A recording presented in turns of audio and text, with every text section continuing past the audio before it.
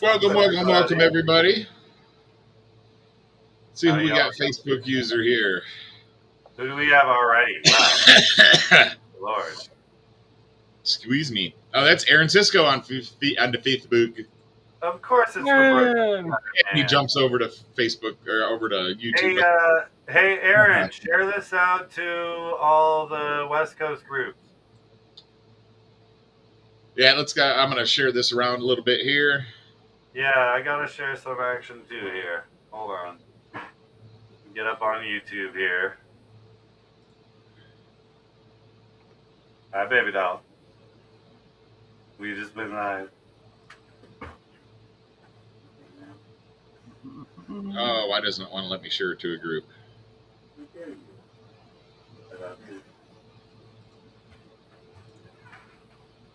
That is weird.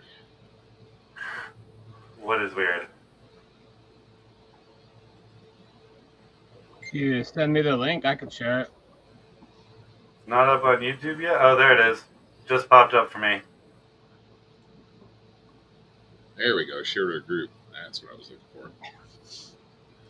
Right.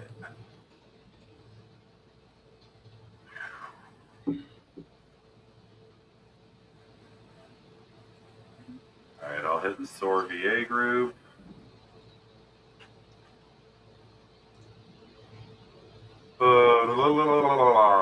So, Derek, you've been up to a lot. I've been busy. Making shit happen. What's going on over here in Oregon? Apparently, man. Like, dude, I thought you were already, like, super hands full with fucking WCT and all those things. And then I heard, so I'll be straight up with you. Matt and I kind of, you had talked to Matt and was like, I've got a big announcement, but I can't say anything for a while. And I was like, what the hell could that be? And then I started hearing like the little peck of Armattan coming to the U.S. And I was like, wait a minute. Did Derek buy Armattan? And lo and behold, a couple weeks later, poof, the post. And I was like, dude, congrats, man. Like, seriously, that's a huge step. And I'm proud of you for that. Yeah, no, it's a pretty wild thing how it all went down. And I know Matt's been holding back from telling you, but he was one of the few people I told in secret beforehand. So that's why I know. He was leading me on the whole time. He had to be like, oh, yeah. Yeah, he was being a dirty little tease the entire time. That was a hard one to hold back on for real. But here's the thing. I guessed it, and he confirmed it right away. He was like, maybe. Yeah, it was great. Yeah, man, dude, congrats. And you and your wife bought it, correct? Yeah, absolutely. I mean, anything we do together at this point. So it's, yeah.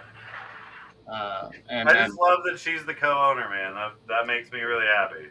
Yeah. So I have a question regarding that. Are you moving production here, or just the ownership, or what's the scoop on that? So currently, production was already, at least the main manufacturing part of it, was already privately done through a separate company. So we'll continue to do that. However, there are some other balls rolling for stuff in the future, possibly.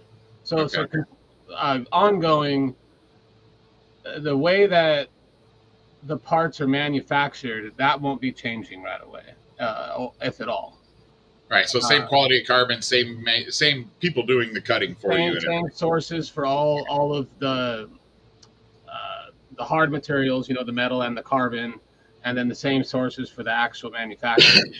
All of that will currently stay the same. But then, as for like assembling the frame kits, for instance, that's all something that'll be done in-house. I've just got bricks of carbon or cages. And so my wife and I, because I need to go down and pick up some of the other stuff where we had it ship the Pyrodrone in California, but we've got to assemble all the frame kits. So currently there's no frame kits assembled except for like the 10 I have to give away at West Coast Throwdown. So every new frame kit sold from here on out that's not already on a retail website like Pyrodrone will have been assembled right here in Roseburg, Oregon, because we're going to sit right here and put them together, staple the little cards on top. Nathan Baker from Banff Decals is going to be making us some custom news stickers with American flag or something in the back. Now Nathan Baker is officially a team optimized drone pilot. We made him one a few months back. A few months back? Yeah, he said he wanted to be on the team, and I was like, you know what, bro, you've done enough for us already. Come on in. So the Banff Decals? Yeah, Nathan. Oh, that's funny. Yeah. He moved south, so I very rarely see him anymore. But yeah, so yeah, all of them will be assembled here. Everything, a lot of that, like design work, all of that is I'm mostly going to be having Nate do that. And then I've Brett Wilson that a lot of people are familiar with, in the Street League and what have you. And just one of our biggest supporters on Patreon as well. He'll be helping me with the web stuff. Already is helping me with the web side of it a little bit. I am going to need some help, like in the social media department, things like that. But we can't do a lot until the warehouse is up and running again, and I'm able to ship out products and have money coming in, so that we can spend money on stuff like that. Well, let me know if you need so the warehouse being your garage, or are you guys getting a physical location in town? I have an outside, like, I guess some people would call it like a mother-in-law suite or something. Okay. It's just like a guest. It's a room with my little small shop off to the side of it. That whole room is all like my office where I currently work at. And right now it's stacked to the brim with Armattan boxes. And then we have to go down to California and get some of the rest of them and start going from there. So yeah, no, it'll literally be at our house, the main warehouse at this point. My main warehouse is here. Yeah, you guys are staring. I know all about breaking down bricks of carbon and having to wash them all and dry them and all that. I have a ring making studio and greenhouse in the garage, but other than that, this is my office. Yeah, the first time I like did the assembly and I looked at my hands and they're almost completely black. I'm like, yeah, I really need to start washing these. And, just seeing the amount of carbon silt in the bottom of it after washing a whole order, yeah, it's definitely a must. Yeah, it was a special thing because when I first got into FPV, I'd heard the Armattan name, but my first actual FPV drone would have been a TBS. Can't think of the freaking name of it right now. That big one? Yeah. No. Because I put FPV on RC cars and stuff before I ever put it on one of my flying things. Oh, okay. Yeah, so I want to say Explorer. That's not the right freaking word. Oh no! No, it is the TBS Explorer. That was the one. So, yeah, that was an old big quad, right? Yeah, that was like KK 2.0 style. Or Naze 32. But my first mini quad, I think, was a QAV 250 from Lumineer. Like, I think I got it. Twisted Quads, I think, was the name of the company that used to be around. Okay.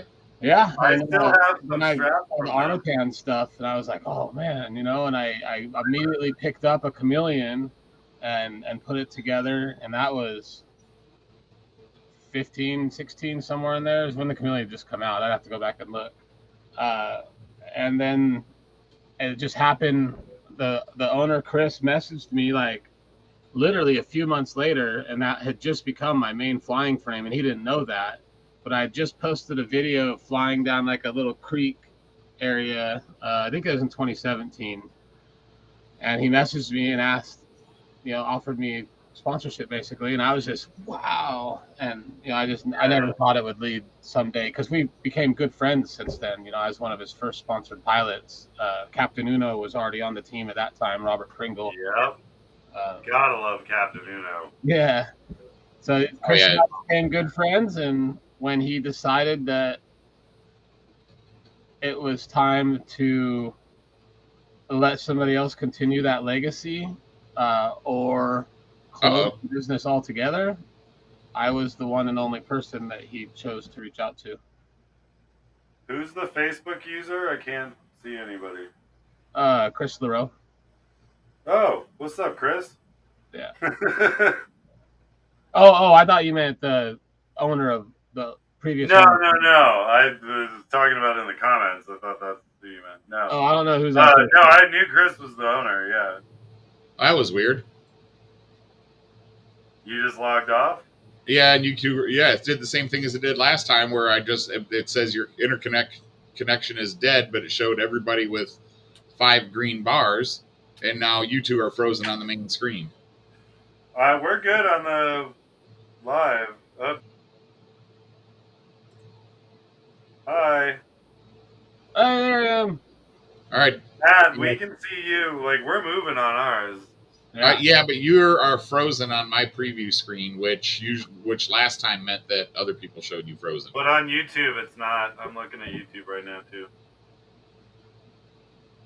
That is super weird. I can pull up YouTube on my phone. YouTube, oh, I'm gone. Bye-bye. Bye. Hi. I'm here. That's weird. As long as you're still showing on YouTube, that's all that matters. Yep, we're good. What's up, Jack Higgins? How you doing? What's up, Crazy Jimmy? Yeah. Facebook user. Yeah, you're still showing moving on YouTube, so that's good. I found us on YouTube. Oh, and now you're moving on the main screen too, so no worries. Jack Higgins, what's going on, bud? Right? For those who don't know, Jack Higgins of Jack 3D Printing did my Renegade Nano, the little Hexa, which I'm actually rebuilding because I managed to weld the frames together, so I have one usable thick-ass frame. It's going to be great. So, Derek, you said you've been sponsored by Chris for how many years now? I believe it was in 2017 when I became an Armattan sponsored pilot. Yeah. Okay. Yeah. Damn. Been a minute, huh? Yeah. Yeah. And then, in the last couple of years, I haven't edited videos and stuff, because one of the disadvantages of working in the industry is I'm at my computer all day, so then it's hard to sit at that same computer and edit footage. So I just have a hard drive full of footage, and so there's that. Me, I'm just a mediocre pilot, and nobody wanted to watch my stuff anyway, so I just don't even bother. And to be honest, I haven't, like the past year, I've been really lax on flying. I can definitely tell a difference in my flying right now compared to when I was flying every week. It definitely shows I'm rusty. But I've for obvious reasons, feel a lot more motivation recently to fly more often. And last year was obviously a tough year for me medically and some other behind the scenes stuff. And this year has been a wild ride on the upside. It's pretty wild. Blessed. Oh, West Coast Throwdown is 3 days away? Yeah, what's today? Technically it starts Thursday. Okay, yeah, but you're going to be there Tuesday or Wednesday, right? Yeah, all of us, most of us admin, maybe all of us, will be there Wednesday. There's some people that aren't admin that are coming Wednesday as well. And some of those people went online and booked their campsite for an additional day on the Douglas County Parks website. One pilot, Zane Kelly, his whole family comes down. They went on and they booked their campsite for the 3 or 4 days before the event. So they're going to be there a whole week just having a good old time. Nice. So there's that option. But if anybody comes early on Wednesday, we booked the entire group camp area, as well as a few other spots. So there's definitely places to stay if you don't have your spot for Wednesday night. And then same thing we did this year that we'll do for next year. If you want your spot for Wednesday night for next year, let us know as soon as we open up registrations, and I can actually put that on your invoice for you. I just add a day that you can pay separately, and then we can take care of that all ahead of time for you. Yeah, I tell you what, I think the weather gods are smiling on you for this week, though. Did you look at the forecast? It's been like the hottest for the whole freaking. So, Thursday, high of 95, Friday, high of 88, Saturday, high of 86, Sunday, high of 88. So it's going to drop down 20 degrees, 15, 20 degrees just for the event. Yeah, it'll be super hot and set up and on the way there for people. And I think that's only because I'm not being able to make it. Right? Yeah, you're going to keep your Texas heat at home. No, and I'm glad I saw, because each day when you're looking ahead on the forecast, at first we can only see up to Wednesday, then we can see up to Thursday, and so I've been watching each day, and so now it's up to when we were able to see Sunday. Before that I was concerned it was going to show 70 something on Sunday for the float after being 100 a few days before. I was like, oh no. So I was happy to see that it's still going to be in the 80s Sunday, because bro, I just went out today. I don't know if you guys saw that we posted online. Hobbywing sponsored the float, our annual float this year. Oh, nice. So they literally sent $500 for that, and I went and spent more than $500 on floats and water guns, toys, and just some rafts, actual rafts and paddles. That's helpful. So yeah, people will be set, man. How's the rain been this year? We had a record-breaking amount of rainfall during the wintertime and springtime, but then it's been super dry since then. Okay. So, that's one big thing that we haven't got to post online yet, but I have to make a post about, is the county just shut down all campfires. Yeah, that's kind of why I was asking. That just happened. Yeah, that's a bummer. I tried to get a solid answer from them Friday, and they really didn't give me one. But then my wife and I went out there Saturday just to look at the park, see how the mowing was and everything like that. And there was signs everywhere, no campfires. So I was like, wow. And I mean, it's kind of understandable if you guys haven't had rain. I've seen how dry and the grass looks like hay. Yeah. Last year and the year before. I remember the year before we had that fire truck out there. Yeah. Well, I remember one year when they were talking about doing this, they had agreed to let us have one admin fire, at the main registration tent area. Okay. But it's too last minute this year to even try and get them to consider something like that.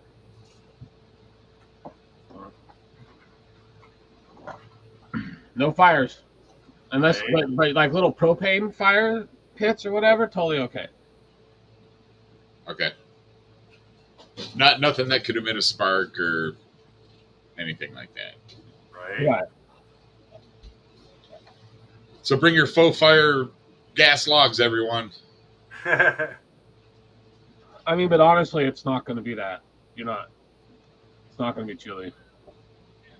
It might drop in the 60s at night, but. Well, actually, it was saying a couple of the nights. Let me see. Friday night 59, Saturday night 55, Sunday night 54, Monday 59. So yeah, right along the edge there. So that's still comfy. Yeah. I would consider that. I'm from the north. I would consider that comfortable. Man, we went and got, when we were out shopping today, not only did we get all the floats, the rafts, and all that stuff, but we got some other things to like complete our, because we have our pilot swag bags, obviously. Yeah. That have all the cool stuff that the different companies have donated. And Armattan's putting a lot in there this year, let me tell you. But we had, what is it? I think a total of 26 registered guests. Not pilots, but the guest passes, which aren't mandatory. It's just something you can buy if you're like a family member coming or something like that, and you'd like to get a T-shirt and a couple of cool things from the event. Gosh, my throat. What's up, Captain Colin? Also, Josh Kaiser stopping in from Facebook. That's who the last Facebook user was. Both Team Optimized drone pilots again. Love it. Love the show of great. But we had 6 kids register, and that, like, for the kids guest passes or whatever, which means they get a shirt and all that. And so I needed to figure out a good like bag to put their stuff in. Let me see if I can grab them.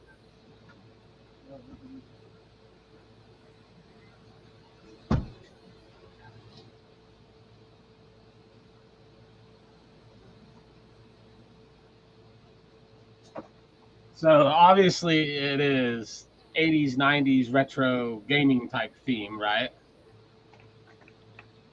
Uh-huh. Oh, yeah. Mario bags. Love it. Oh, yeah. The kids that, like the kids that have pre-registered are getting one of these, and it's like a, what do they call, like a lunch bag? Dude, my 7-year-olds would freak out for that. Like, no lie. They're going back to school and losing their minds over all the backpack shit. Danish stallion. They're all getting a Hot Wheel, too. Ever. And Martin, we got the kids some cool stuff. Kids are going to be excited. Hey. Dude, I got 2 7-year-olds that love Mario. It's awesome. Oh, speaking of packages, Derek, did you get those packages I sent? Yes, they're right here, actually. I haven't opened them yet. Okay, cool. I just want to make sure you got them. The guest pass, the people that aren't pilots, but just family members that are coming, they're getting a sweet bag from iFlight that's going to be full of goodies. And see, it's just like a little pouch like this. A little zipper on it.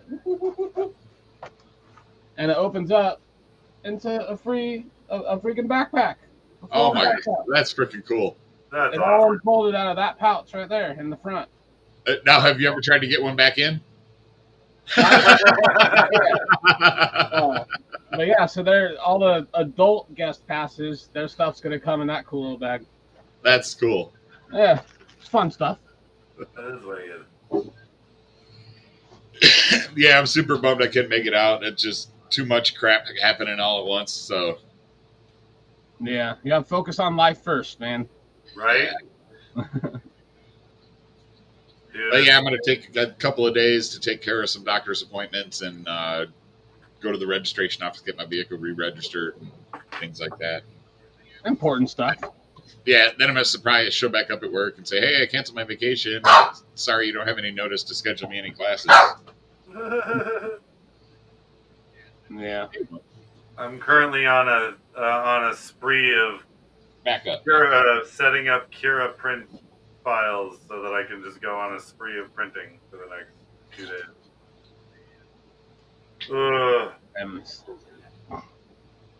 But yeah, tell us a bit more about what's going on with Armattan, when all the stuff's going to be up, if you've got any new frames coming up or anything. Yeah, Armattan Productions still the website? Armattan Productions is a separate company. Armattan Quads is ArmattanQuads.com is the website that I purchased. Actual Armattan frames. Armattan Productions is something you could go to, like if you have frames that you want cut. Yeah. And there's several manufacturers in the U.S. that, and all over the world. They have the biggest library of any manufacturer for that type of stuff, and they obviously use the same cutter company, all that Armattan Quads uses and everything. So yeah, anybody that currently does stuff through Armattan Productions, that's its whole separate thing. Your stuff's still going. If you have any questions with them, you just go to armattanproductions.com, or you could email them. But this is the current landing page on armattanquads.com, because since we can't ship any orders or anything like that, we didn't want people wondering why everything said out of stock or something like that. So yeah. So you'll have it back up and running in a couple of weeks, probably. Month. Yeah, I see. The initial plan was to have everything at a separate warehouse, and then it came to light that the way that Armattan currently does their frame kits, if somebody goes on their website and buys a frame kit, or if a retailer were to go on our wholesale side and buy a frame kit, or 10 of them, the way that they did it before I took control of the company is they would assemble the kits as they were purchased. So there was no like stack of frame kits over here ready to be shipped, anything like that. Yeah. So that has made it a little difficult because I don't have my own employee that's down at where the other warehouse would have been, that I can, have assembling kits as stuff comes in. So initially the plan was to have our stuff shipped out of another warehouse that's already operating here in the U.S. And here in the last few days, we've actually made the decision that we're going to bring it all here to Roseburg, Oregon, mainly to keep the personal touch on it. We wanted it to go the other way just so that shipping would be faster for our customers, because in Roseburg, it adds an extra day to shipping because we're not close to any USPS hub where I'm located in Oregon. Right. Yeah. So just to save that extra day, and for some other reasons, we thought it'd be good to have this other warehouse do it. But I don't want it to take away that personal touch. This is our company, and I'm a pilot that's grown up in this FPV industry, that started as a pilot, then started working in the industry, now to owning a well-known company in the industry, and it's just, I want to keep that personal touch on it because that's what has brought me this far. And so, my wife and I, like I said, we're going to sit down and assemble all the new little frame kits, and it'll all new stuff. Once we open the website back up, will have it assembled with our own hands right here in Oregon. So that being said, this next weekend, this whole week obviously is going to be taken up with West Coast Throwdown. The week after that, I bought, like, clear back in, I think, last October, November, I bought my wife tickets to go see Ed Sheeran in Seattle. Nice. And so we're going to be out of town for that. So I'm thinking right when we get back from town from that, it'll be like the first week of September is probably when I'll go ahead and head down to pick up all of the stuff that was already shipped to the other warehouse, and I'll bring it up here to Oregon. And so then hopefully within a week or two after that, so mid-September is our current website live goal. And I've been thinking of some ways to save some time. Like, for instance, instead of doing like full inventory count, I'm going to count out 10 of this and make sure we have 10 in stock, 10 on the shelf, and just to get everything put on the website and ready to go. Because I'm having to basically rebuild the website due to some migration issues between the shopping platforms on the background. But everything's going to be new and have a personal touch to it, and that's the ultimate goal. I think it'll all be worth it, and because we have some fun plans in the future, but we've got to get started here to even start to dip our toes into that. Brett is helping with that, Aaron. Yeah. He mentioned that a little bit earlier. Yeah. Yeah. Brett's the man. Brett is the man. I'm definitely a fan. I didn't get to hang out with him much at I/O, but they had him working. They had a shortage of volunteers, and he ran all skills track the whole week.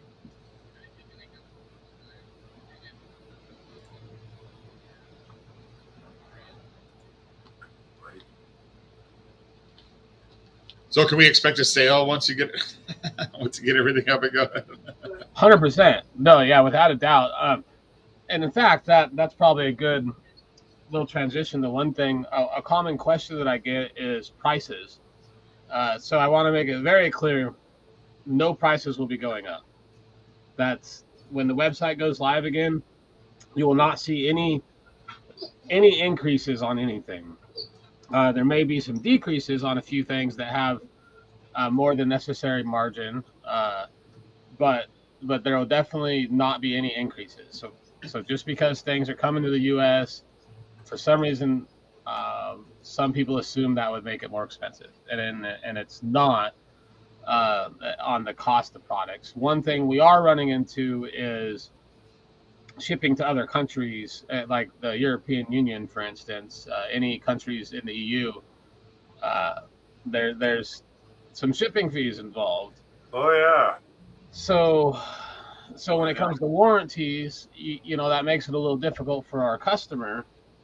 So I am talking to some companies, and there's a few other companies I need to talk to about handling Pyrodrone warranties in other areas. I have not spoke directly. There's a company I have in mind in the EU, but I haven't talked to him yet. And then same with in Australia, there is a company I already have talked to a little bit that's already helped with a couple of Australian warranties while we're shut down. So we're going to do our very best to make sure that our international customers aren't paying exorbitant shipping fees for their warranty. Yeah. Because understandably that to some people can make them feel like it defeats the purpose of a warranty if they have to pay a $30 shipping fee for a $5 arm. And there's, you know, multiple solutions to that. One of them is, like most people do when they first get a frame kit, they get extra arms, get a few extra things, especially if you know you're somewhere where you might have trouble getting these parts. And then we have a lot of pilots, you know, I've been handling Armattan warranties in North America for a couple of years now, of working between Pyrodrone and Armattan, coincidentally. So I'm familiar with what stuff gets warranted and how often. And we get a lot of pilots that wait and warranty a bunch of stuff at once just to save on shipping.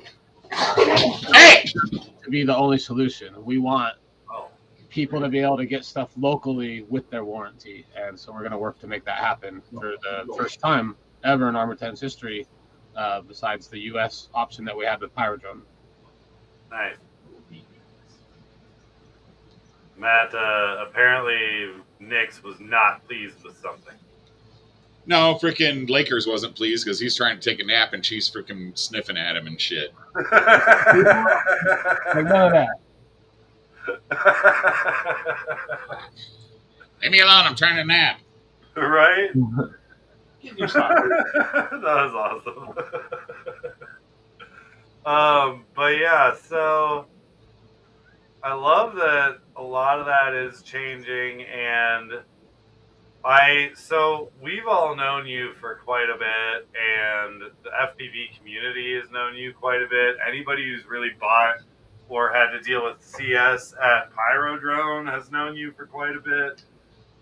I really love that Armattan is now owned by somebody in the FPV community that is actually in the FPV community. Thanks, man. Yeah, like most of these owners, like, yes, with Horizon Hobby, like you get like Steven, he'll fly planes periodically, but he's not in the hobbies enough to actually know what the new stuff is anymore. Yeah. So yeah, it's difficult to keep up even if you're in the hobby, man. I tell you exactly. what. Oh, I know.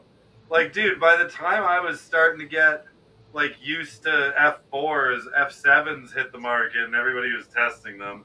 And then right when I was like, okay, I'll jump on the tester bandwagon, I started testing the Zeus ones, and right then the fucking H7s came out. I was like, oh, fuck you. Like, and then Betaflight started changing everything with 4 and 4.3, and now 4.4 is just an utter mess.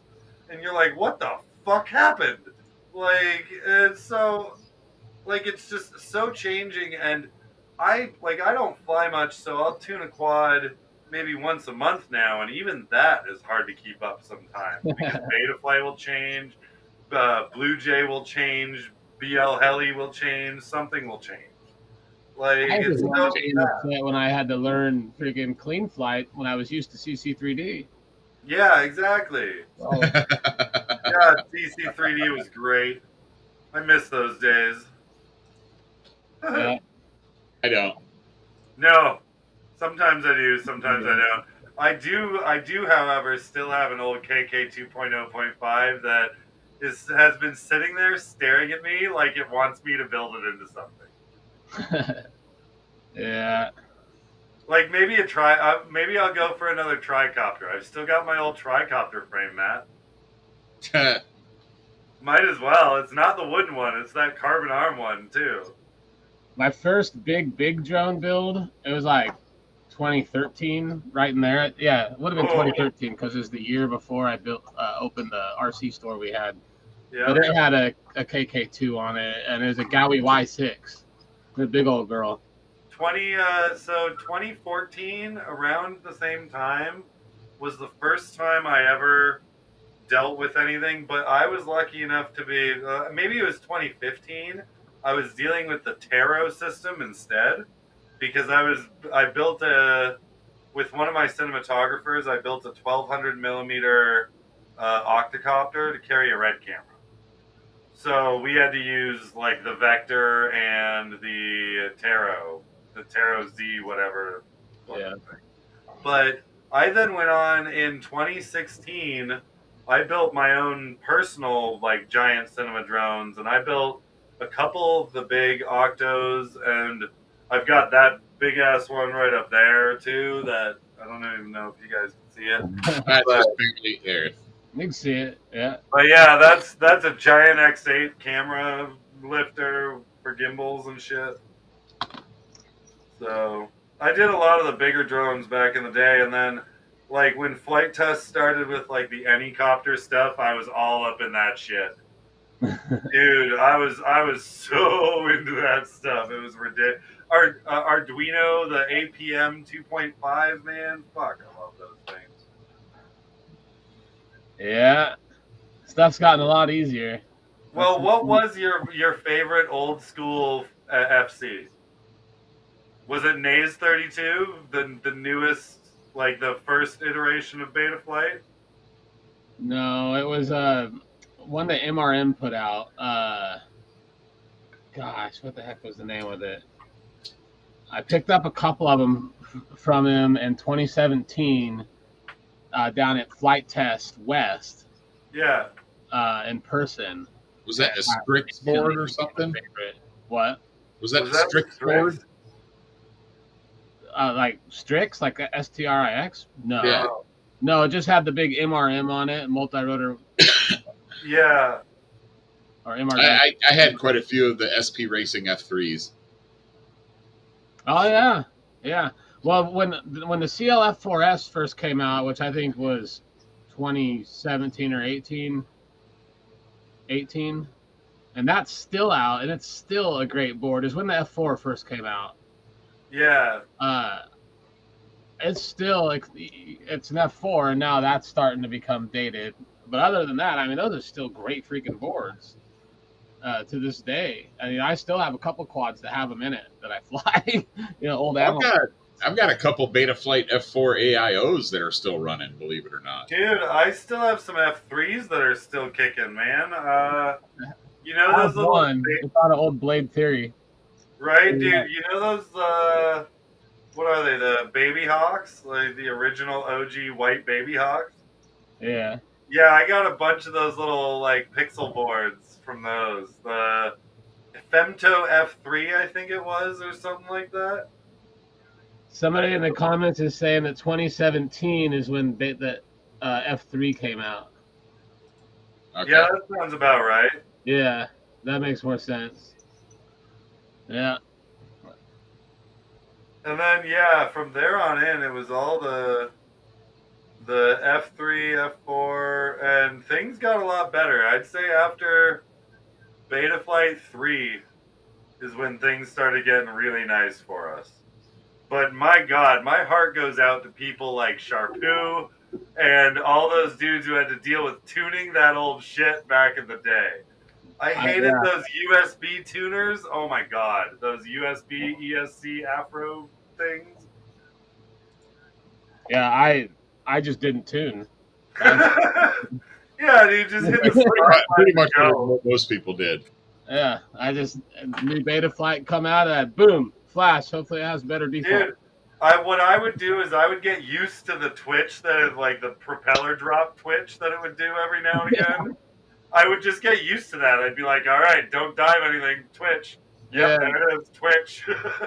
Coming out of a canopy, you know, to turn left or right because that's which way it's going to twitch. Yeah, the first time I got a whoop, man, I spent probably the first like 20 packs just learning how to avoid the whoop wobble, the fucking prop wash wobble. Yeah. I think that like is one of the most fun things about if you have like a favorite location, whether it's like an old warehouse or for me more commonly trees with a canopy, like at West Coast Throwndown, you know, it has all the gaps you could dive in through the trees. Yeah. Flying areas like that when it's windy, I think it's so freaking fun because you know you get down in the trees, it's not so bad. You can play around and whatever, but diving gaps in the wind, I think is just hilariously fun because you have to kind of figure out which way the wind's going to push you after a couple tries, and then it's figuring out the timing and you know lining up the gap with the timing and the wind. It adds a difficulty level that I think it's fun. I agree. Absolutely. Let's see, I'm catching up on comments here. Oh, Rick James says, I can't remember the first FC I had, but it had the lever pilot. Yeah, I remember lever pilot. Yeah. So I at one point, when I was first starting out, before I even fucked around with the KK boards and shit, I made a multi-Wii out of like just a circuit board and an Arduino Nano and shit. Like, I legit made a multi-Wii board and flew it around. I have a video on my old channel.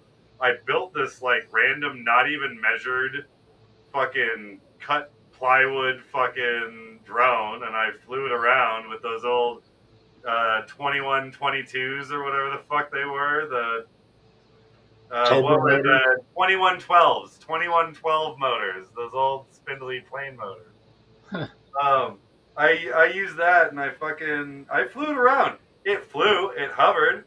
I'm not gonna say it flew well, but it flew. But yeah, MultiWii was the platform I started on with coding on it.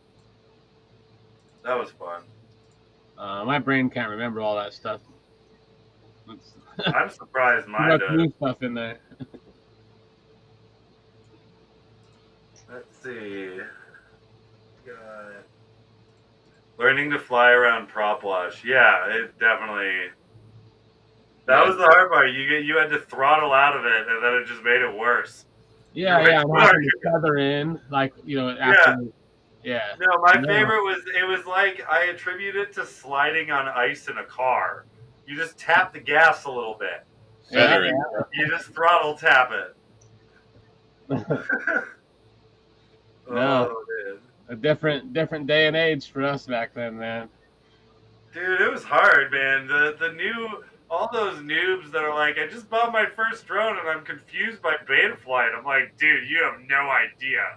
Yeah, like, we didn't have YouTube videos. Right?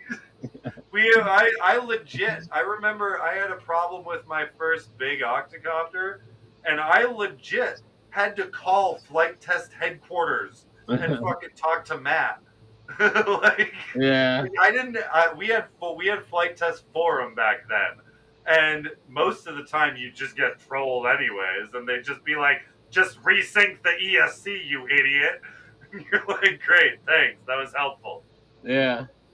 That's one of the things I really enjoy about what I do at Pyrodrone, though, is getting new people started, Oh yeah, or even people that just recently got started but are having their first issues that we've all had or ran into. yeah. It's really rewarding for them to for me to take their hand and walk them down the path a little bit, to show them some resources or tell them what info I can without telling them too much at once that Yep. makes the important stuff get buried or muddied. And it's just that part of it can be super rewarding, you know. So along those lines, man, I think honestly my favorite part is when you get somebody who's obviously spent hours, if not days, trying to figure out the smallest little glitch, and they're just done. They can't think about it anymore or anything. And you see that post and you're like, I know what that is, and you mention it and it hits that switch in their brain, and just that message that you get from them, like usually it's a private message away from the comments and all that shit, and they're like, dude, you just saved my past 2 fucking days, thank you so much. Like, and it's because, oh, that's happened to me a couple of times. Yeah, I know exactly what you're doing. You did this. Yeah, Like, but in the same breath, you get a lot of people that, because they've fixed problems that they've been working on for like 2, 3 days, like so fast with responses, they ask about the simple stuff without thinking. exactly. And dude, there have been so many times where I personally, like, at one point a couple of years ago, I was building probably 100 drones a year around. Like, I was on a rampage with building drones, people, man. Like, I was going. But that was the thing. Like, I found myself getting cocky. And when you got cocky, you would forget the most basic shit sometimes. Yeah. Like, at one point, I remember I did this full fucking build, brand new everything. And I rushed through it. I got cocky and I just soldered it up real quick. And I totally just blanked on putting the little rubber gummy spacers on the flight stack screws so that it didn't short out on the fucking frame. Yeah. Well. And the ESC, first time I plugged it in, just gone. And I was like, fuck. Yeah. Well, there's a couple of common things that, you know, in doing what I do, that I see enough things come in, people have a certain issue. There's a few common things that have made it easier for me to, you know, spot some of this stuff, only because I'm blessed to be where I am to pick up information. Yeah, the big glob of solder that makes it look like they took a blowtorch to it and then was like, I didn't touch it. It was like that out of the box. Too. Don't get me wrong, but what I mean, I guess what I was specifying, you know, based on what you were just talking about, is the very experienced pilots, people that have more experience than me building sometimes, you know. Yeah. Oh yeah. The funny, interesting things they'll run into that are just based on bad habits, because we've all built certain bad habits in our FPV time because we started so early before we knew these were bad habits. And and one bad habit that a lot of early pilots have, and some new pilots still do too, is they don't create a new model in their radio. Yes. Every quad. And I know that sounds crazy to some people that have always been on a protocol like TBS, where it's going to bind to your module regardless. But because a lot of your old school pilots don't do that, I'll get pilots that are extremely well versed in what they do, and they're like, my quad won't arm, it won't arm. And honestly, the first thing I have them check every time is their endpoints. And it's just one of those weird things that they're so used to setting up everything real quick that they didn't go to the receiver tab and make sure that bottom throttle was between 1000 and 1005-ish. Yeah. And that's literally it. And it's because they've set it up on that same, they only have one model, or maybe two, because they have one for planes, you know. Now their endpoints are different. I've got mine set up with my main models, but I've got a few things in those models. Like, for instance, I have a couple of rigs on a Spectrum protocol, so I'll just have one base Spectrum model protocol. And then I've got a bunch of other things on ELRS. And so on my jumper, I've got all those different things differentiated via the model. But in each one of those models, I have, I know where all the endpoints and where all the settings are. Yeah. So I know that, excuse me, the Spectrum one is not set up for quads. It's set up for those little plane wing things. Right. So I know that that's not gonna have like a down throttle or any of that shit. Like I know it's not gonna have certain settings. Yeah. And Well, so I've got that in my head, but it's all on different protocols. Right. So you know ahead of time when you're on one, it's going to work for the other. Yeah, and I have my own standard tune for all my micros, all my 5-inch, all my beast class, everything. I've got my own personal tune for, which I mark across all the different quads pretty much. Yeah. And so for me, when I got into FPV, I had to add drones to my radio that had helicopters and planes in it. Yeah, exactly. I had an old radio thing, you know. I was used to adding it, and with my helicopters especially, I had different models because, like a CX2, fixed pitch. Yep. You know that whole shebang versus like my MCPX. You know that you could hover upside down. I had collective. You know, on one of them, obviously the switches were different. You know, just to save the babbling. So I guess because of that, I was kind of forced into that habit when I came to the drone world. Speculation. So drone droid said, or like soldering individual ESCs and then you remember the heat shrink. Oh god. Yeah, there's multiple memes about that, by the way. Oh yeah, dude, that's totally why I produced a frickin' set of ESC covers that have a flap on the bottom that I can slide under my ESC after I've already got it soldered in place and it's held down with zip ties. And I have used I designed one of them. If you recall, my skull was all individual ESCs, and I printed those because of that. I was like, shit. But yeah, I've done that so many times. Or when you're like just fixing a camera wire or extending a camera wire or some shit, and you don't remember to put the heat shrink on before soldering it to the board, and you're like, oh fuck.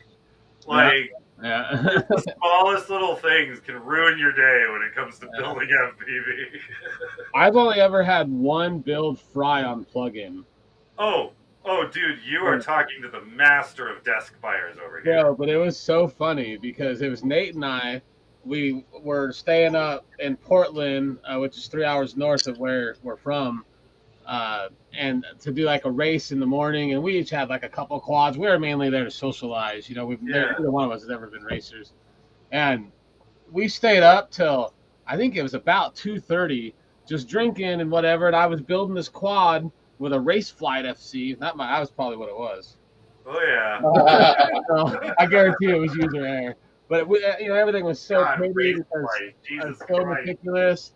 And we're like, all right, man, and plug it in, and just sure enough, there goes the little smoke.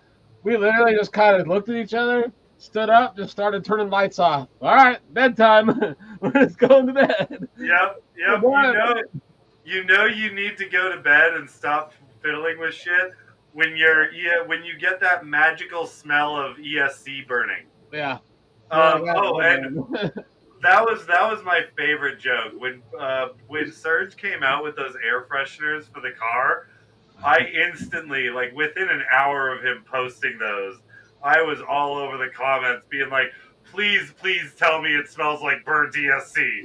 Like dude, that would be so amazing. He needs to make an air freshener that smells like burnt motor or some shit. Where can you go somewhere online to like?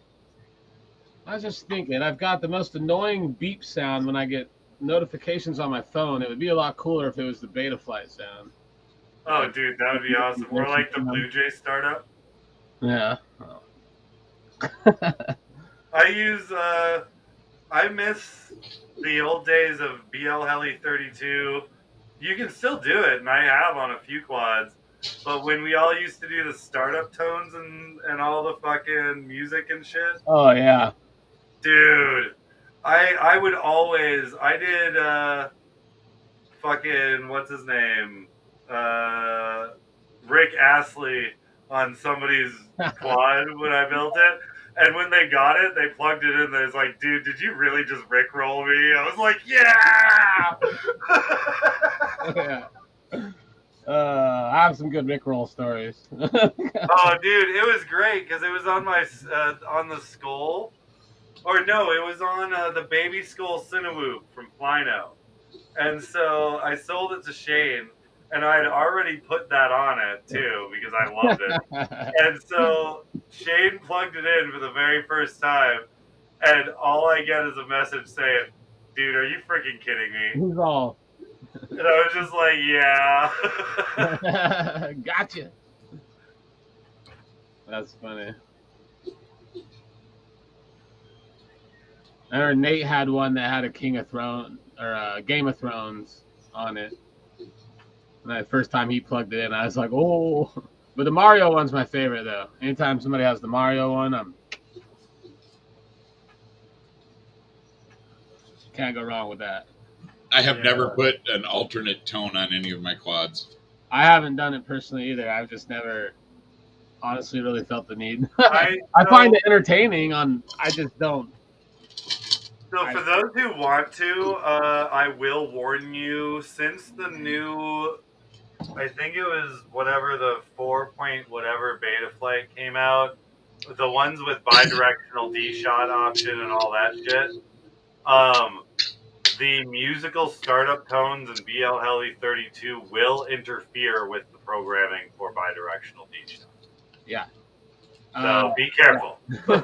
If somebody emails and they're having an ESC issue and they send a video and I hear a musical whatever. And I always say shut it off. I'll tell them put something regular on it, and honestly, a lot of times that'll fix the issue because because people create these other files and they're great, but sometimes they don't work. Well, and it's not even that; it's just the ESC only has so many bits to be able to push those packets through. And if it's taking up 20 to 30% of those with this musical tone bullshit, it's going to cause issues and it's not going to be able to process as fast. Yeah. Especially with the bidirectional D-shot needing 3 times as much processing. Yeah, makes sense. And that's why a lot of the time you need those F4s at least, if not F7. So I have Mario. Ben, what's up, buddy? We got Ben crashing in the house. Shit, what's up, Ben? Oh, yeah. And we got a Blizzard. The Kodak Green from Metal Gear. Yeah. Yeah. Blizzard FPV's got a Super Mario power-up on his 7-inch, he said. Nice. Rick and Morty, you can't go wrong with that. That's good. Mario Underworld. He's got some good ones.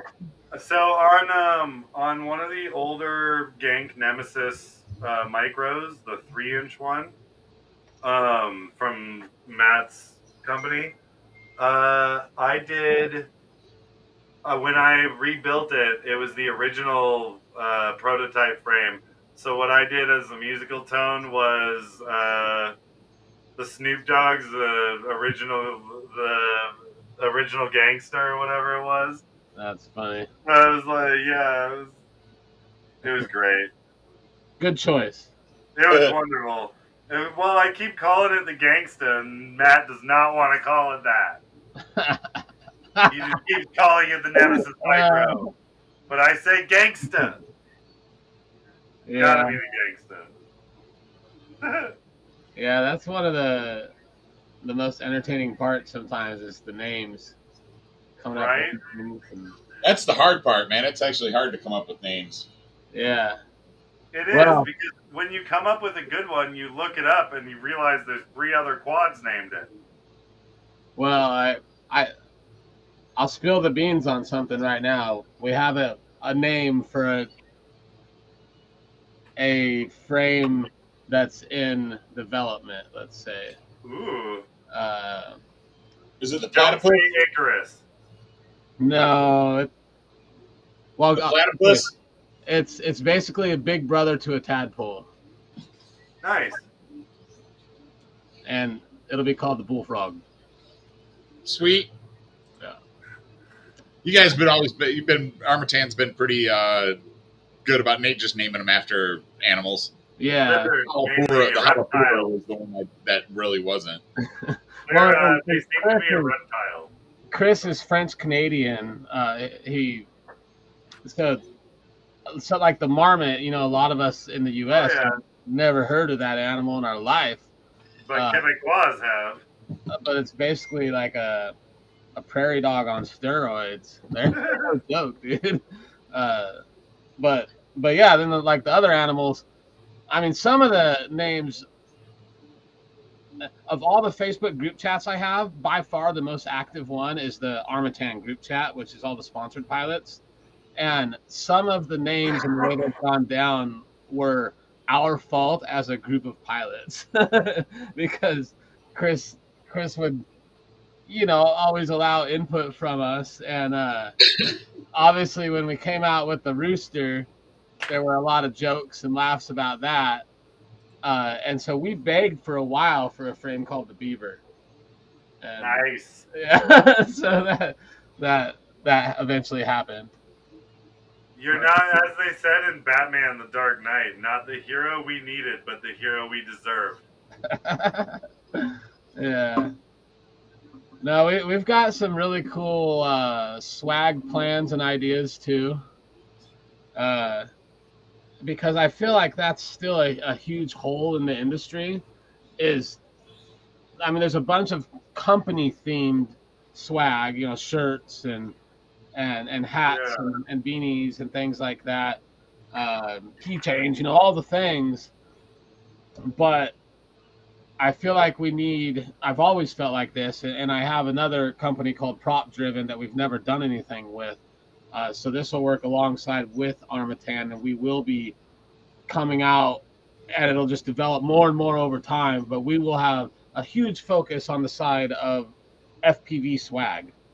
Nice. And that's why that company is called Prop Driven. And anybody that has been around me since 2017ish, when I thought I was going to be a racer for a second.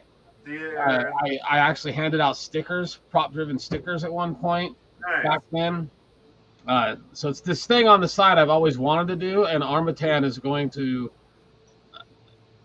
having that is going to make it a lot easier for me to also work on this that I think will ultimately benefit the community and be something we can all be excited about. I mean, I want some onesies out there, bro. That damn right. You know, it says I got one on our website or whatever you want to say. You know, like I mean, just stuff. Just this is we're also passionate about this hobby, and we would love to have it involved in other parts of our life.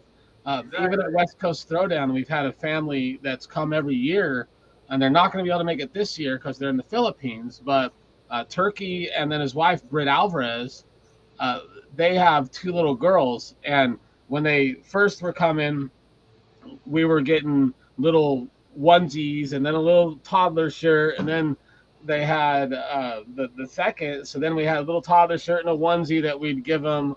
So we have this huge order of West Coast Throwdown shirts. And then we've got these little shirts for the babies. And people just want FPV to be part of their family, you know, and everything in their life, whether it's just a goofy sticker on the back of their car. And I think that somebody in the community should focus on that. And I've been given a unique opportunity to finally do that. So expect some fun stuff coming from us. I love that. And like companies like FPV Lux or whatever it was tried at one point to do like an FPV swag thing per month or something like that. But I like that because not everybody will want to go buy a Gank Multirotors or Renegade FPV t-shirt. Not everybody will want to go buy an Optimized Drone t-shirt. But if you have them all there in one spot, if you have all the options that aren't even just company based, they're just random drone clip art images, you know? Yeah.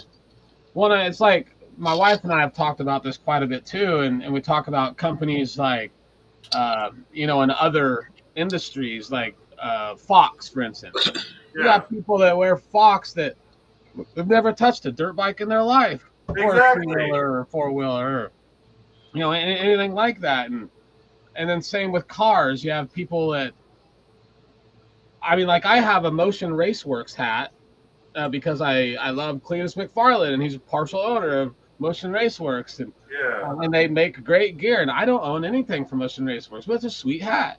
And so it's that I feel like that's missing in the FPV industry. And I've seen like some really cool stuff, but not in quantity. Say Andrea from California. I've never met her personally. I don't know her personally. Yeah. I think we're Facebook friends, but I mean, I love that she was doing like high quality designer stuff. Like, I think that it's important to fill that market niche of just some basic T-shirts that we're not having to pay an arm and leg for.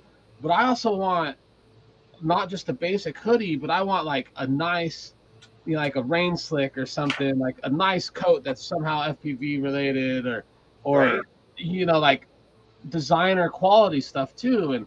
And so that's going to be a huge side thing that we do that will just add to everything else we're already doing. Stuff and things. Yeah, I like it. I like it a lot. 6-inch chameleon from Flight Fest South. Yeah. I'm reading the comments on the side over here. Yeah. Hey, I just popped up on the screen. It's fun to try and catch up on the comments. Yeah, Limited jumped in. What's up, Limited? What's up, Limited? How you doing, buddy? Blizzard working on whoop races. Oh. We've actually picked up one of the elusive 8-way lap RF timers. Nice. Yeah, you mentioned that last week, I think. Yeah, finally showed up. Very happy. I think I'm going to try to talk to Mike into setting up some underground Whoop League races. And Brett said he'd help us out with that as far as making sure we're get the specs right and all that. But Mike's got a warehouse that his business is in, and it's empty right now, or almost empty. So it'd be a cool spot to have like an underground Whoop League race. And hopefully he's got air conditioning. I don't know. I assume. Because it's freaking hot down here. That's why we take the summer break like everybody else takes a winter break, and then you'll see all of our winter leagues kicking back in. Like Dallas is just starting to have spec races. Congrats on the first home Limited FPV. That's exciting. Dude, that is wicked. That's a day to remember right there. Yeah, that's a big deal. Yeah, I'm looking for a piece of property to try to build my shit on here. I need to push myself to do that. I had mine, but I lost it. When my daughter was born 7 years ago, I bought a property in the mountains of Colorado, and it was awesome. But I had to move, so I sold it for a lot less than I paid for it, which sucked. And then I moved to Florida and rented from there on in. So yeah, that was my problem when they made me travel. I was living in Northern Virginia, and they started making me travel down here to Austin. My house was worth $340K. I kept asking them, "Are you gonna move me here? Are you gonna move me here?" And they're like, "No." And then 11 months later of constant road travel, they finally said, "All right, yeah, we're gonna move you here." And then my house is worth like $178. Yeah, dude. So I think I ended up buying my house in Colorado for somewhere around like $180, $190. And then by the time I ended up selling it, I was like 127 to 140 area. So yeah, I lost a fair chunk. If there's anybody that's undecided about coming to West Coast Throwdown, I know it's last minute, but you should make it happen. We're gonna have if you guys are anywhere near the West Coast, you should be out there. The temperatures drop; it's gonna freaking drop, so it's gonna be beautiful for that weekend. Camping is freaking always a blast. The freaking races, the racetracks, and the area, the race areas that they had set up last year. They had pro and Ricky with the idea of the century right there. I mean, that's not a Armattan and Gank collaboration on a Street League Freedom Spec frame. I like it. I like it a lot. Nothing's out of the question. Well, Gank's already doing the 10-inch stuff and the 7-inch stuff and things, so I think that would be that might be a good plan, to be honest. Shit. Whoa, killer. You forgot to put up not suitable. It's sweet tea down the wrong pipe. Uh-huh. As long as it comes out the right one. Woo! We saw you duck down and heard the... I've been on camera. I can't do that. I know. That stuff's illegal down here. You can't do that stuff. Yeah. That's definitely one thing about West Coast Throwdown. You find out quick that it's legal here. Yeah. That and a couple other things, but hey, it's legal. West Coast Throwdown is a blast. It's legal where I'm at too, so I'm good. Yeah, I'm super disappointed. I couldn't make it. Hey, I said Zach. a couple of things jumped up at once. Zach Carazales, what's up, man? And Cicada's there in the house too. What's up, Cicada?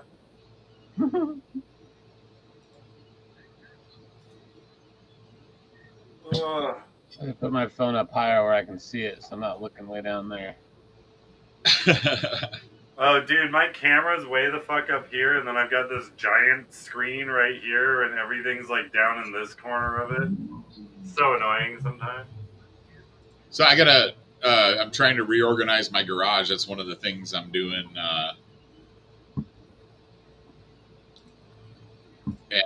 So I had to arrange quad hangers.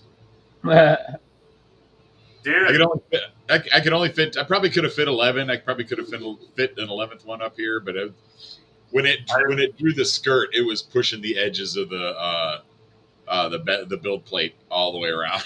I had to print another one for the Beast class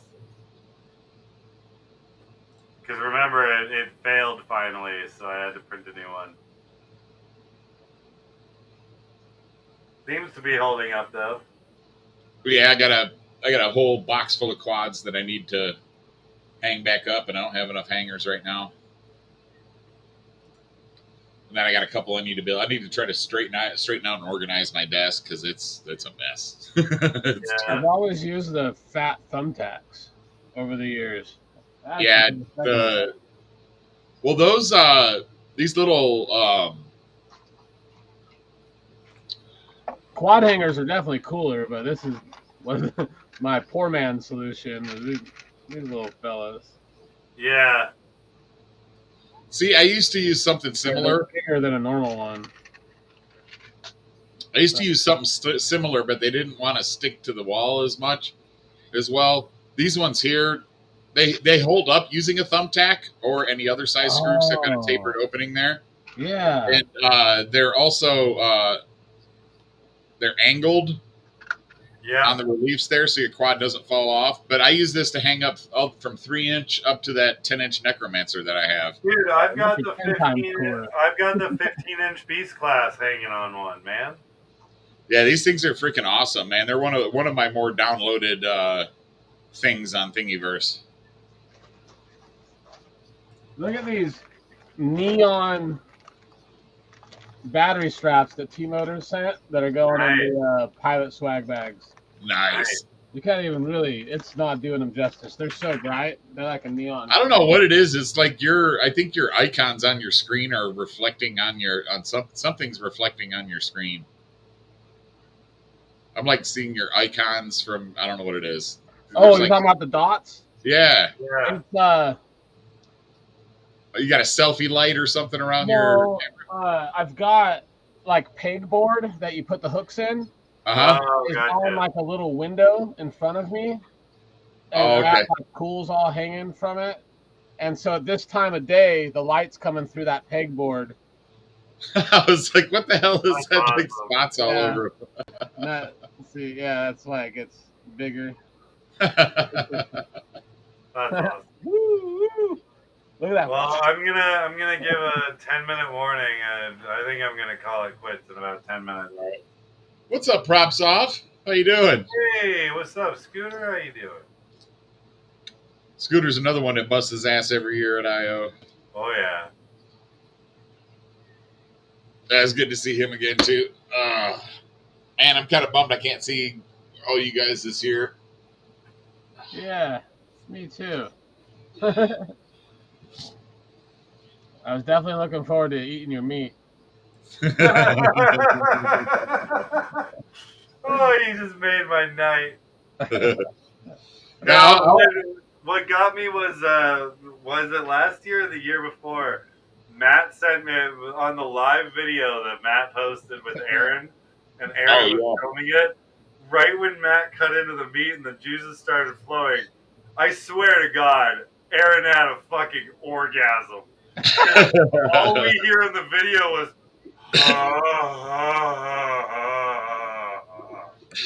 and I was just like, oh my God, dude, Yeah. keep it in your pants. That's just what made it on video. Right? Right, yeah. There were some other ones that were. Oh, yeah, but dude, every year that's like the talk of the town. We actually hit up the Relish dog food truck that we had there last year. Yeah. He's going to be there this year. So we hit him up and asked if he could come up with 120 plates and give us a good deal on it or whatever. And he was able to work something out. So people are going to have a choice between like a little mini pizza or 3 types of basic hot dogs, like a chili dog, a dog. I don't know. There's 3 different types of basic hot dogs and chips. So for the pilot party, the pilots and guests will all get a little mini meal from him. And yeah, then we have the keg, of course. You know, that counts as a meal. Yes. Lots of good food. Oh, yeah. Yeah, it's cool. I don't know. Limited helped out with setting up for the barbecue. So did Jeff and Ricky for IO. Yeah, I'm really bummed. I just cooked a brisket the other weekend. My friend, she did some stuff for me for my birthday and bought me a bunch of barbecue stuff. So I had to cook using that barbecue stuff, of course, right? Yeah, you gotta. Well, I think that's the implication when somebody buys you cooking things that you have to. No, it means you gotta put it away and never use it again. Yeah. One of them was nice. It was like a little tray, so when I cook my jalapeno poppers, they don't fall through the grates and the grease doesn't all drip down. And then more hot pads and shit. So Yeah, to get the new stuff, you got to use the new stuff. The skewers, we already used those. Made skewers last night. Nice. But, I'm hungry. yeah, I'm disappointed. I'm going to be, like I said, and the sad thing is I've got 2 weeks off, so I'm debating if I should take the first week completely off or just a couple of days. But it's cool because I'm a trainer, so it's not like they can schedule me time, so I'll actually can actually have time to work on some of the projects that I've been waiting for time to work on, but our schedule's so full that I don't get time to work on. Well, at least go fishing. Do something for yourself. Yeah, I was thinking about it. I might go down to the coast or something. I gotta look and see what the weather's gonna be like here. Hopefully it cools off a little bit. Because it's super, super freaking hot down here. Yeah. Yeah. Like even my dogs, it's hard to take your dogs for a walk unless it's first thing in the morning because the sidewalk and the parking lots are also freaking hot. Yeah, and a lot of dogs don't like those booties if you try and put them on either. They'll be like, no. Yeah, my dog doesn't let you touch her feet at all. Like She does, yeah. She might be able to get used to him, but I doubt it. Yeah, I think the temperature out at Whistler's is going to be near perfect because being like in the mid to upper 80s and then us being in the trees. Oh yeah, with shade. Like it'll work out nice. I'm looking forward to it. Yeah, it'll be super nice. That's one of the things I love about going up there is usually other than like, I don't know, year before last was freaking a scorcher. The year we had to have the fire truck out and everything, it was just freaking hot all the way around. But like I said, I was always fortunate enough to have the RV. I know those yurts don't have much air conditioning or anything. Dude, it's been killing us this year too. I'm in Virginia, and it's just been a heat wave after heat wave. Yeah, I tell you what though, the yurt's power will definitely handle a portable air conditioning unit if you bring one with you. But nothing else? No, I was running a charger and everything on it last year while that bad boy was going. Okay. Yeah. That's cool then. Yeah, well, my wife brought it with her. She refused to be out there without an air conditioner. So hey, I was like, hell yeah, I'll plug it in, bring it. I don't blame her, man. I have trouble sleeping if I'm hot. Like if I don't have some kind of air blowing on me or something. Like if I don't have air conditioning, I have to have like 2 fans blowing on my body to help keep. Yeah, I'm the same way. I gotta be cool when I'm like sleeping, and usually I'm the guy that's got like my leg out of the blanket or some shit. Yeah. Like I'm that dude. We've got some exciting changes this year for DJ stuff that we haven't made any sort of announcements about. We've been real lax on the announcements this year. We got a lot of crap going on too, so yeah. But you know, normally we've had like a DJ that was kind of there all weekend doing their thing off and on. This year we have Nate and one of his buddies, Nathan DeCray from San Francisco Drone School. Yeah. They're coming up, and it's one of Rainer von Weber's best friends. And he, at the event in the past, he's done like a cool, not a hologram, but projector screen thing showing like flight footage, like going to the music and doing cool stuff. So him and his buddy are actually, we've brought them on to DJ for the whole weekend. But then Saturday night, Zane Kelly's fiance, I don't have her name in front of me, her DJ name. But either way, she's really good at what she does, and she does it weekly.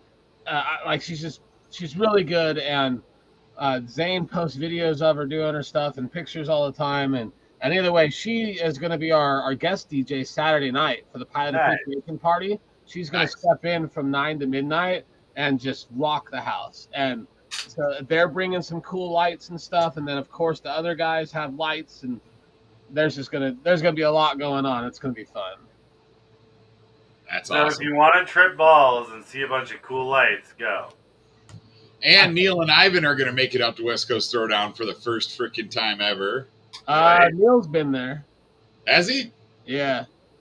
Neil got kind of hosed one year, and I felt bad about it. Him and I have talked about it. He didn't care, you know, Neil, but yeah. I felt like he got hosed.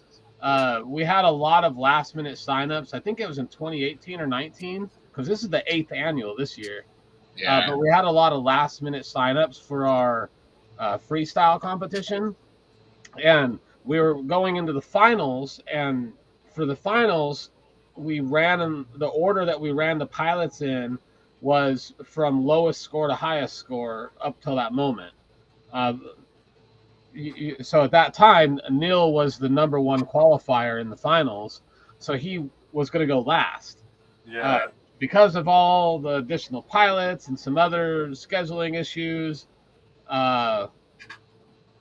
it was nowhere near as light outside as it should have been, and he definitely didn't have a camera that was set up to fly without good light, and it really affected his final performance. And I mean, some people say he could have used a different quad, but I feel like we messed up as a team by not making the schedule work to where the number one qualifier had a fair shake at it.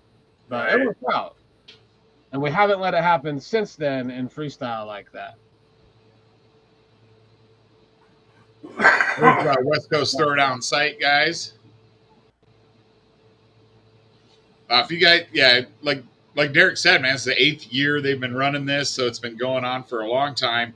Huge event sponsors. I think last year you guys gave out $15,000 worth of freaking free crap. Yeah, it's varied. It's generally been between $10,000 and $20,000 worth of stuff that we give away.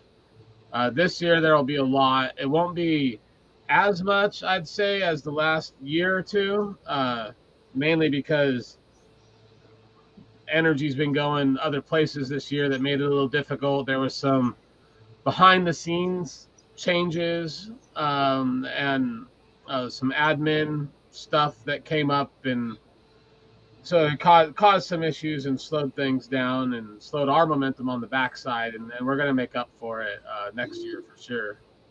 Hit the ground running already on next year. As with every year, next year's already in planning. The venue, the county parks, already knows that this is our date because it's the same date every year. We don't change the date year to year. Yeah, so here's the Whistler's Bend Park. So it's right on a freaking river, on the North Umpqua River. But they've got the big race area up here, and then the group camp area, the RV campsites over this way. Down here, they've got tents, and it's all treed. We got a couple of yurts here. We got a couple of more yurts along the river here. Super nice spot. And then on Sunday, they do the river float, and as Derek mentioned, Hobby Wings sponsoring that this year. But they'll start floating on this side. They'll float all the way around to the boat ramp, and then they'll have golf carts taking you over to the other side so we can keep doing the loop. I'll actually have one of my 3-wheelers out there this year, too. And I've got a little trailer that it'll tow, so we might be able to tow more people back and forth at a time on the loop. Yeah, limited. This would have been my 3rd year. It's a freaking great time out there.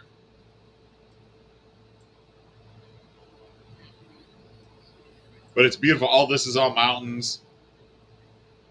And this year it sucks because I actually had a Wi-Fi hotspot to bring. Hopefully it was there. Yeah, and that's one thing a lot of people don't know unless you've talked to somebody about that. Is there is not cell reception. There's a few like spots you can stand. There's one spot in the park in particular that you can drive up there and park real quick, or walk up there, take a golf cart, whatever. And you get great service. But for the most part, down in the park, moving around and all that, there's no cell service. So because of that, it in a way ends up making the event in general just more intimate, more memorable, because you're forced to be unplugged for a minute and interact with the people around you. And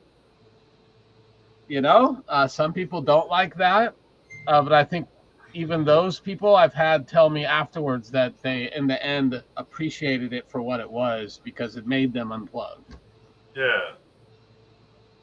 Yeah, that's something I used to do when I was camp. I think for some things it would be nice to be able to live stream, but yeah, you're right. Exactly. Yeah, that's the biggest thing. Because we've talked about like the prize giveaways would be awesome to live stream. And live streaming like the races and things like that, and not letting people hop on it for general social media stuff. And, so, I mean, there's ideas to do that, but it all costs money. Yeah. But how would they know how many likes their music on their flight video got? A what? Well, I mean, Sorry, to me, it's not just that. Um, just bringing more people to the event, or making more people aware of the event. There's a lot of people on the East Coast that have never heard of it or don't get a chance to go out there just because it's so far away. Yeah. So, and it kind of stinks that let's see, Portland's the closest airport. Portland's the closest international airport. There's 2 other large airports that are about an hour and 20 minutes from Roseburg. Okay. Eugene and Medford.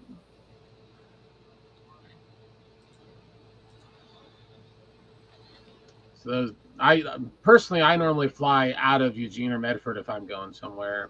Every now and then I'll go up to Portland if it's just a big price difference. Oh, wow.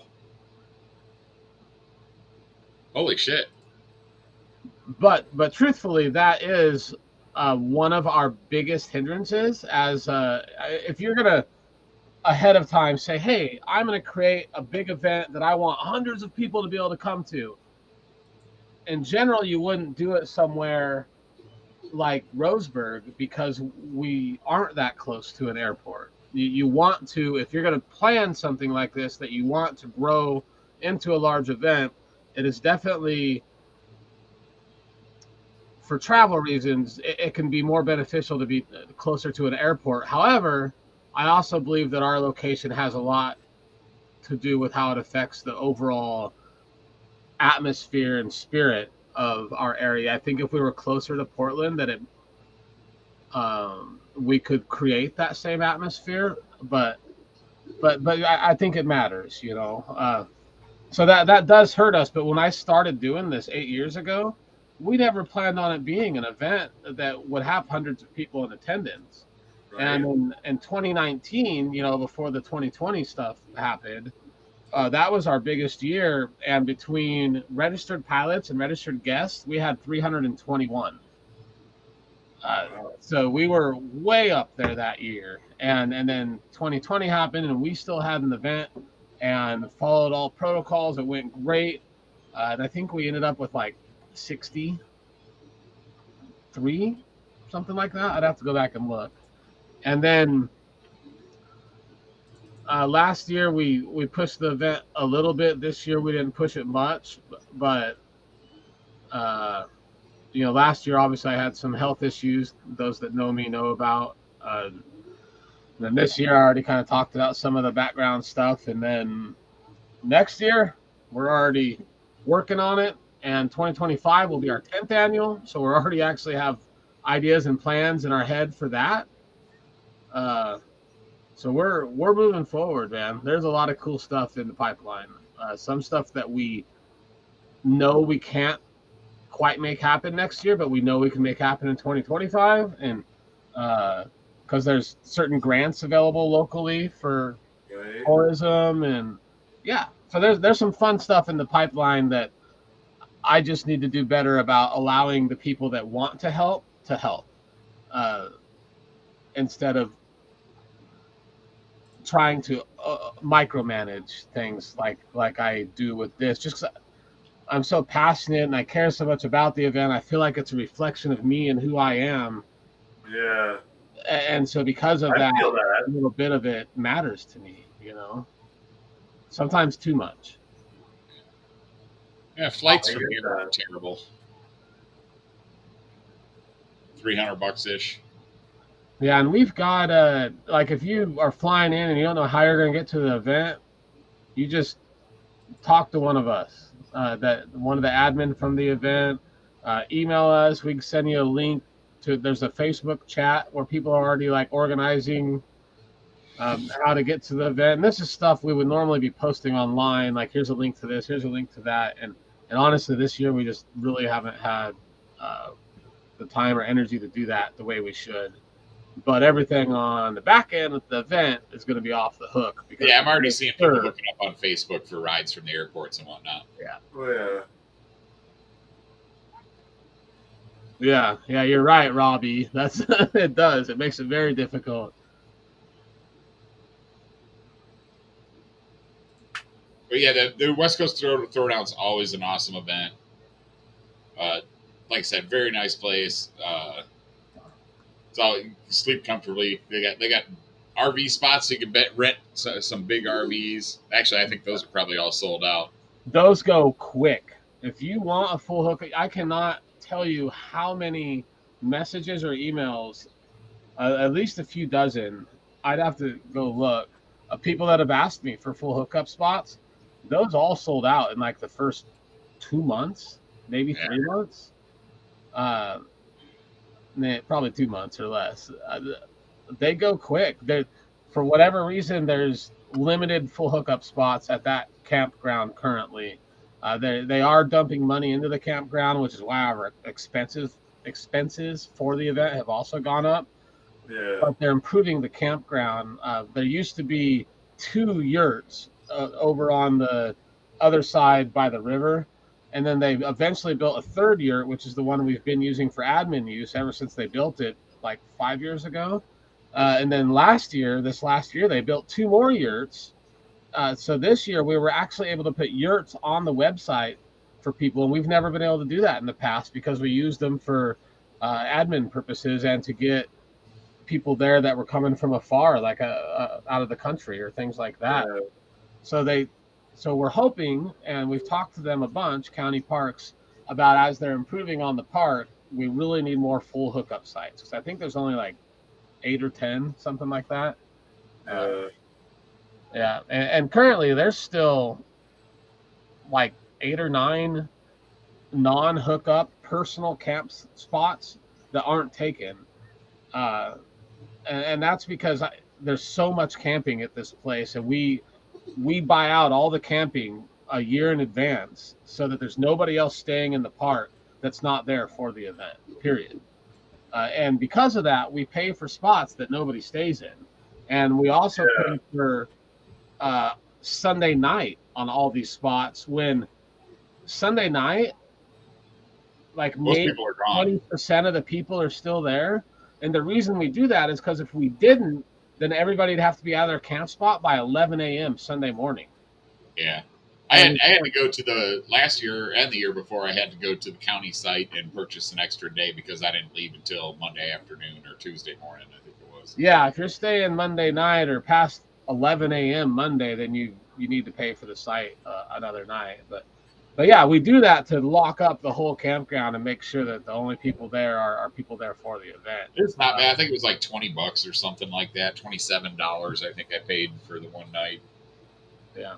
Yeah, if we ever really put it to it and decided to continue to push the event hard, we could fit comfortably, like without overdoing it, 500 people on that peninsula. Because we had, like I said, 320 that one year, a little over 320, and there was still room to work with. Well, but then you got instances where people like me take up a big RV spot and only have 2 people on the spot. You know. Yeah, but you had a couple guys hit you up that wanted to share it, and you were all about it, and now they took it over, so it worked out. Yeah. Yeah, William Perry camped out at my place instead of camping in town. But I guess he checked in. One of the hotels he checked into was not so great. He said his stands all over the place. Yeah, if you have any questions about hotels in Roseburg, there is a link on the website that actually references some good options. But never hesitate to message me personally.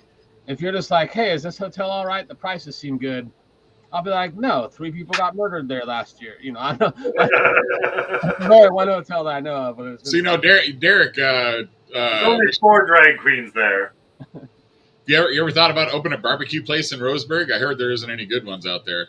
Oh, no, there definitely is, but not as good as your meat. There's definitely some really good barbecue places here in Roseburg because, there is. We're blessed. But nothing like yours. Nothing like yours. You got the best meat, that's for sure. That's what she said. Exactly. Yeah. Yeah, no, I gotta. I'm gonna get some shirts made for next year. It says "I love Gank's meat." Dude, boy. I tell you what, we've got a local. It's a local butcher called Nickabob's, and it's on if when you're coming out the West Coast Throwdown, you have to drive down Diamond Lake Boulevard on your way out Yeah. of Pittsburgh. And it's on the right. It's called Nickabob's. It's next to a place called Fast Stop Market that has a big sign that looks like a stop sign. The jerky in that place, bro. I was gonna say I don't want to be disrespectful to vegetarians, but it'll turn you. It'll turn you back to meat. Yeah, I've kind of like toyed with the idea on the side of figuring because I'd have to. There's no preservatives or anything like that in it, but I would love Oh to no! share it with other people across the country. And they're actually growing. They just bought a huge building. Nickabob's did so. So I don't know. There might be some ideas coming in the future with that. And you should, if you're coming to West Coast Throwdown, stop there and buy their meat. You'll love it. You would love Gank's meat better though. But if you like jerky, you like their jerky.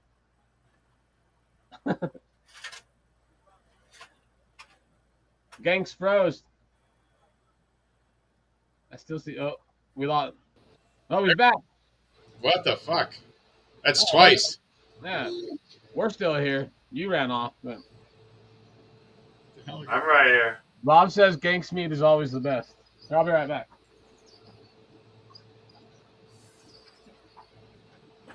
Oh. That was super weird. I gotta go in a couple of minutes. I'm getting tired, man. I gotta go too. I got a long day of vacation tomorrow. I gotta go take my car to get it inspected and then go to the registration office and take care of that in the next couple of days. Yeah. Try to schedule an optometrist appointment, get a new prescription for my eyeballs.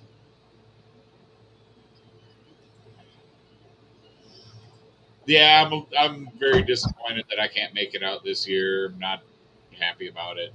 I love it. It's a lot of fun. Also enjoy my little stop in Vegas on my way home. Right? But it's always a fun time. When you see our pilots, we take pictures of you. What's that? I unfortunately am not allowed in Vegas anymore.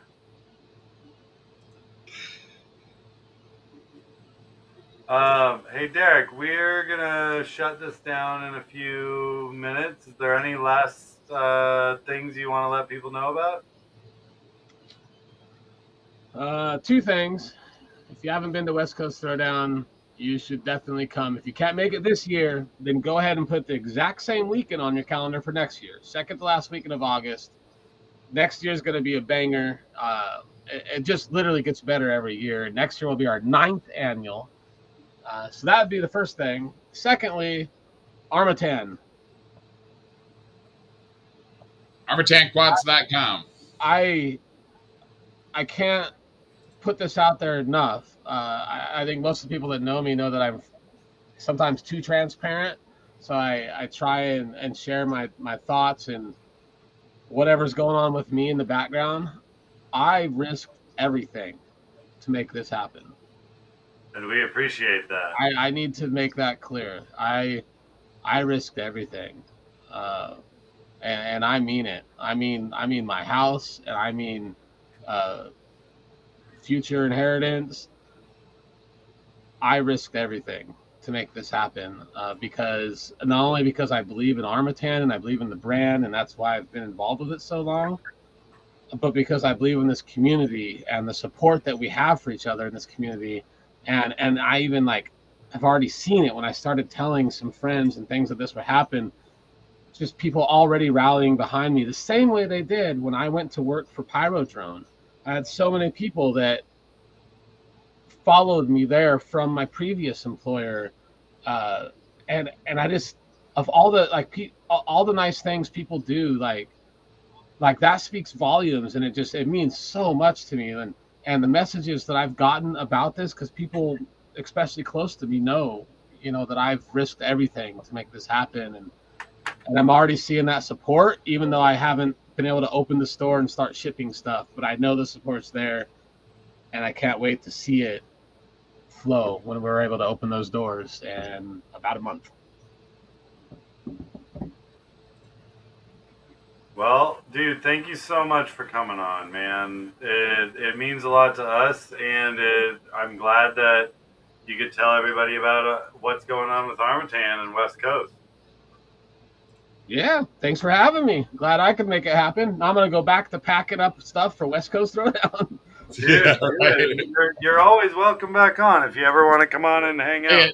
At least your commute to the Throwdown is short.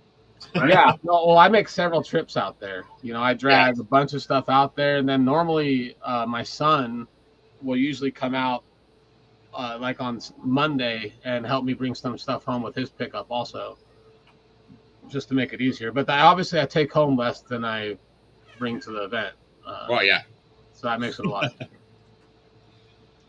All right. Well, yeah, there's you've got more than enough lanyards to give them out to put in the swag bags.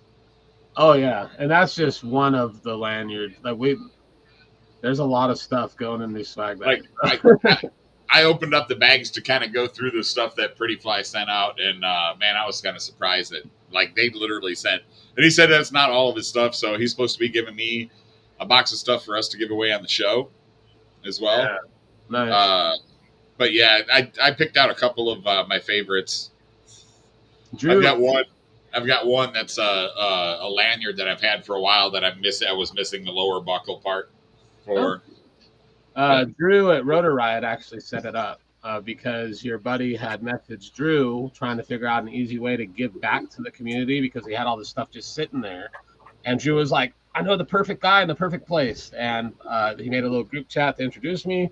And so Pretty Fly FPV sent all this cool stuff that we're just going to hand out. Yeah, Ricky and Chris both live here in within like 30 minutes of me here locally. Cool. So Ricky just I mentioned you, and he was like, "Oh yeah, Matt, I'll send it with Matt." I'm like, "Perfect."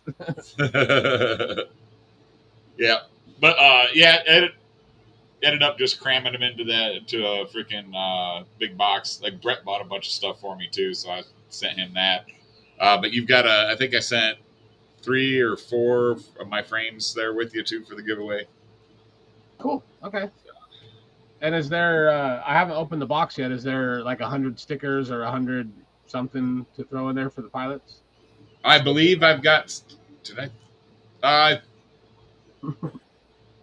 You know, I can't remember if I sent those to Brett or if they sent those to you. But I had a big bag of 3D printed keychains. Oh, okay. They're probably in there. And also a pack of, I think I sent a pack of my Gank stickers and Gank Multirotor stickers. Brett might have those. I just want to see make sure that pilots see the Gank Multirotors. I want people to know that you donated. So. Yeah. All right. Yeah. All right. Have a good night, guys. Thanks for stopping by. Derek, thanks for stopping by. Appreciate you coming in, talking about Armattan. Good luck, buddy. We'll definitely. Thank you very much. Thanks for having me, guys. All right, guys. Have a good night, everyone.